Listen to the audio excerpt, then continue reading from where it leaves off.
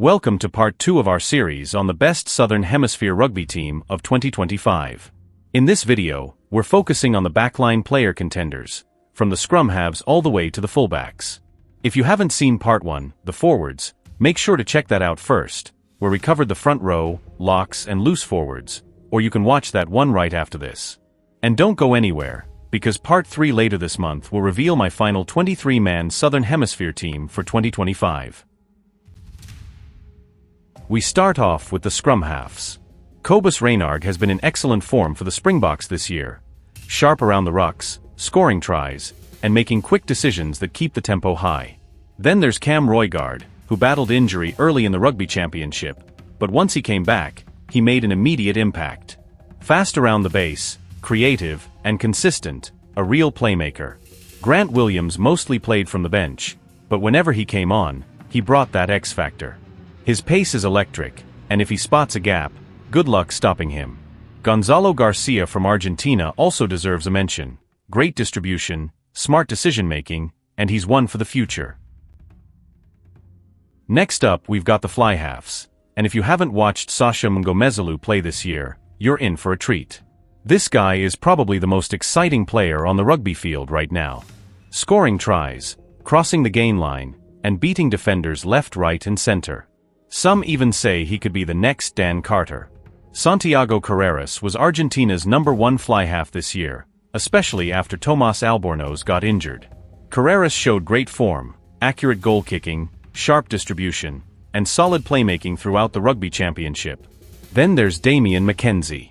He mostly came off the bench this season, not quite his best year, but he still gave us a few flashes of that trademark magic with ball in hand. Jordie Barrett's season was similar. Not as dominant as before, but in some matches he reminded everyone that he's still world-class. And yes, some might mention Andre Pollard or Mani Libbok, but we just didn't see enough of them this year, with Sacha owning that number 10 jersey most of the time. Now let's move on to the inside centers, and starting off with Jordie Barrett. The man has been a consistent performer for the All Blacks this year. Strong on defense, great distribution, and always calm under pressure. He made a few massive try-saving tackles and constantly helped create scoring chances for his backline. Damian Willemse had a decent season. He did what was expected, getting the team over the advantage line and making his tackles. But honestly, we didn't see the same impact we've come to expect from him in previous years. Esterhuizen, on the other hand, was in top form for the Springboks this year. His distribution and decision-making really stepped up, and he's even become a hybrid player, someone who can slot in as a loose forward when needed. Remember the tries against Japan? Classic Andre power and precision. And finally, Quinn Tapia, one of the rising stars for the All Blacks.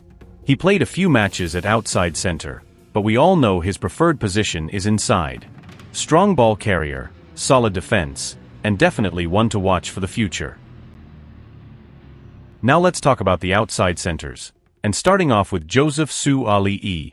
Wow, what a breakout season for the Wallabies. Standing at 1.96 meters tall, you wouldn't expect him to have that kind of pace. He scored a bunch of tries, broke tackles for fun, and honestly, he's starting to look like one of the most dangerous centers in world rugby. Could he become one of the best ever? Time will tell. Then we've got Lucio Cinti from Los Pumas. He had some really strong moments during the rugby championships. Great attacking runs, solid defense, but the big question remains, can he do it consistently every week? Jesse Creel had a slower start to the season, but you can see the confidence returning. Against Japan, he looked sharp again, strong on defense and dangerous with ball in hand. Can he keep that level in the big games? We'll see. And then there's Canan Moodie. He deserves a mention for sure. Brilliant next to Esterhuizen, tackling like a machine, and running great lines.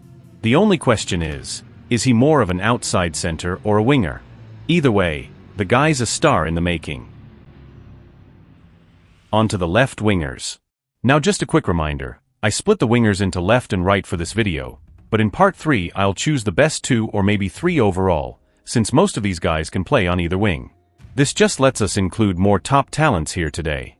Let's start with Leroy Carter. What a fantastic season for the Chiefs, and that form earned him his All Blacks call-up. Scored a try on debut, and honestly, he looks like someone who will play many tests for New Zealand. Then there's Corey Toole. This guy has serious gas to burn. Every time he touches the ball, you can feel the danger. Give him even the smallest bit of space, and boom, try time. Caleb Clarke is another powerhouse. Yes, injuries held him back for a bit, but when he returned, he looked sharp again. Scored a couple of tries, and you just know he's going to be extremely hard to replace in that all-black setup. And then, Kurt-Lee Arendse. We have to talk about him. Also struggled with injuries, but came back and won man of the match straight away. That tells you everything about his class. He's electric, ruthless on attack, and hopefully he finishes the year with a few more tries.